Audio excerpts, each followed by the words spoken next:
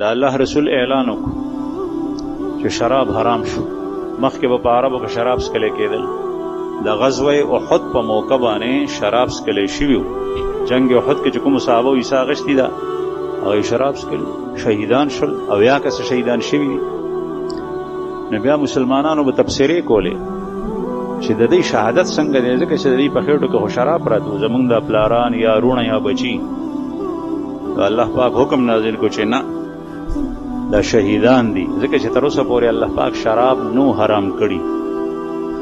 لیکن چې کله حرام شول نو د حرمت نه پس حضرت انس رضی الله عنه وایي چې زه یو مجلس کې ما ته ابو طلحه وی، ابو طلحه پلار نو بلندر و، وی چې هغه راته وی چې شابه په دې مېلمنو باندې شراب څکوه.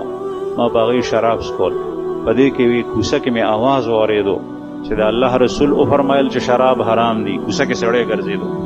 وی ما ته ابو طلحه وی چې انس بهر لاړ شه، د آواز د څه دی؟ چې زه رالم.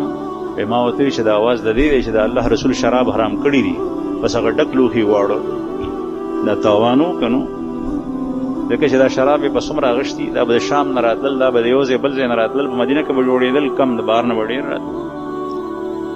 بیا چې چا کره مټونه پراته وو هغه ځانه به شراب په مټ کې یا سرمنو دبې پرتې وې د شرابو ډکې. دا د هغې قیمتي اثاثه او سرمایه وه چې څنګه اعلان وشو.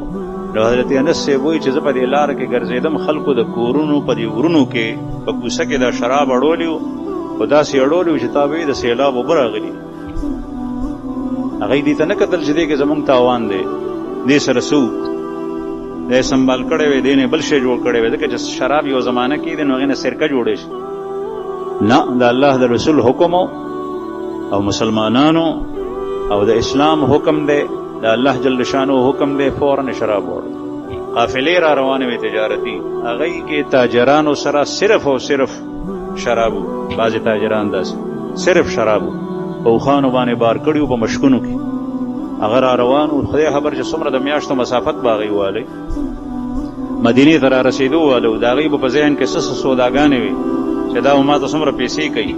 خو چې څنګه دلته نه اطلاع لاړه قافلو ته چې د الله رسول شراب حرام کړي دي، هغه ځای کې واړول. دې ته په اسلام باندې عمل کول ول.